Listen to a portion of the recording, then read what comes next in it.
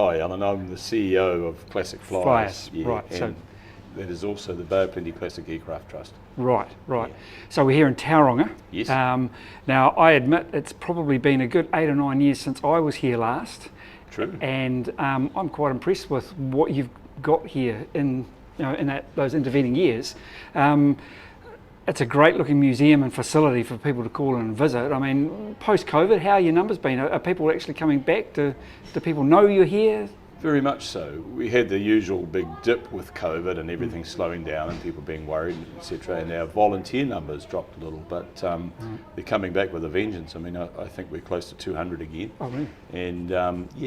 And well, through all that process, we even ended up purchasing another hangar and various other things like that. So we've got half a dozen hangars here in the complex. The aircraft collection seems to be ever expanding, and I see an interesting coloured Vampire down in one of the hangars, and you're obviously still expanding and we and make doing jokes about attempting to sell Asian food from now on because we've got the golden Vampire. But that's it came from another friend of ours in a museum. He suggested we should produce something that has no identity but looks a little bit like one of those ornaments that you put on your desk that apprentices made once decades ago. And we said that could be a good idea, and so we've also got the silver FB5 sitting there, and there are plenty of Vampires around, and we said might be nice to have out of all the bits that we had left, we produced a Gate Guardian gold one. Right. We're rather pleased with the way it's looking. Yeah, it does look pretty flash. I'm keen to see it up on the plinth at some stage. Well, we're looking for a replacement for the Swordfish because the Swordfish she's done a dash, and there's many thousands of kids have enjoyed that, and it's time. So the golden Vampire will end up out the front. Right.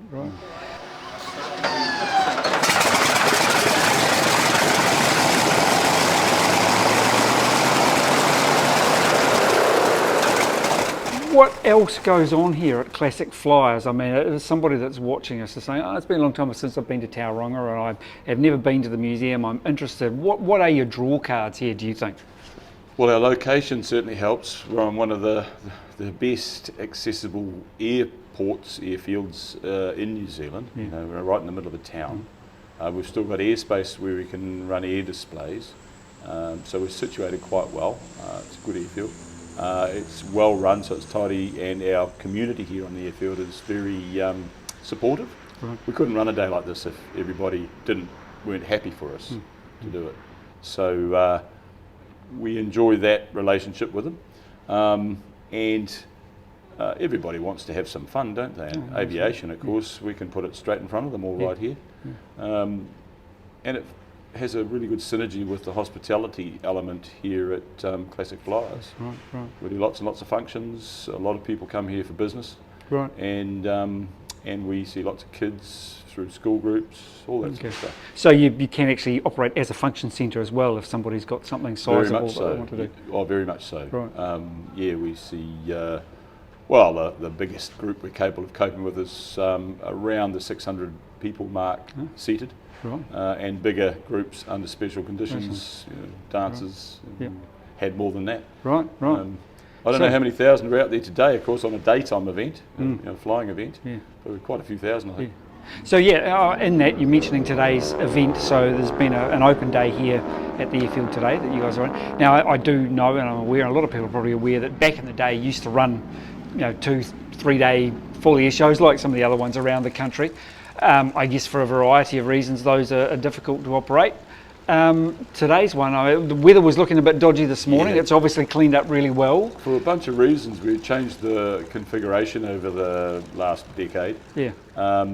And one of them is weather, the variable sort of nature of Kiwi weather at this time of year. You might just miss out entirely. Of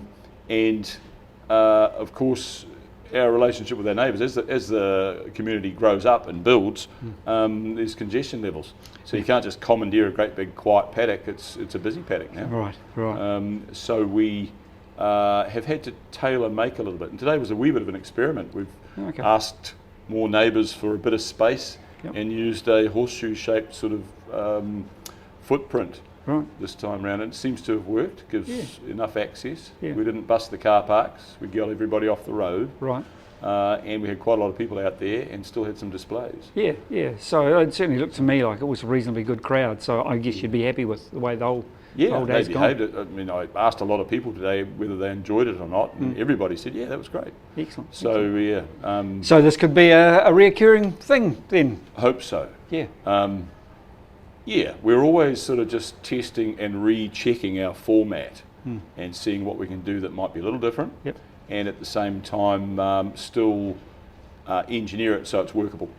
So at this stage, have you got any idea of when you might do another one? Oh, our standard sort of slot without asking anybody else generally is this time in 2 years' time. Right. This time Okay. of year in 2 years' time. Okay. But of course, you know, we're part of the Air Show Association. Yep. And we chatter about it together, and in this game here, I feel that it doesn't actually have to be regular necessarily. I mean, regular intention's good, but if somebody else had a bigger need, we'd probably step aside that year and move it across. Right.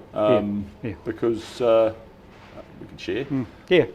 Yeah, no, the reason I ask is because, certainly from my perspective, seeing the crowd out there today, it has been a good crowd.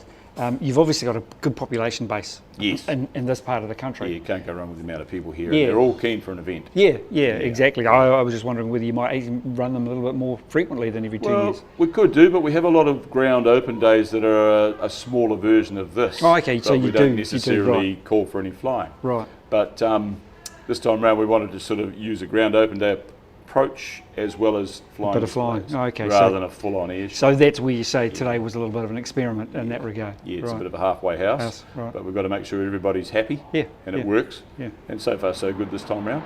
Brilliant. You're possibly right. Because of today's reasonable success, we may entertain a slot perhaps a year from now or something. Just jumping in and going, how about another one? Depending on what else the marketplace is up to. Yeah. Right. Yeah, we work as a group around New Zealand, of course. Yeah. Oh, that's brilliant. I'm pleased that today's gone so well, and certainly, anybody's watching this and they're going to be in the Bay of Plenty. I mean, Classic Flyers is absolutely a must visit. So thanks, hopefully we'll get some more people here.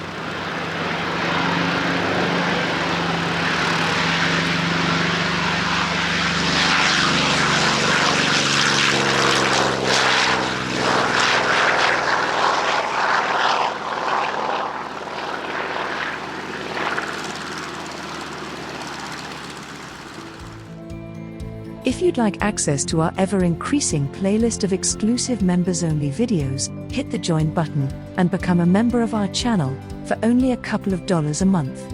For just a couple of dollars more, you can also get access to our full streaming video channel at historicalmachines.tv, which features full-length documentary programs. We'd love it if you'd support our efforts to preserve this visual history of these wonderful machines.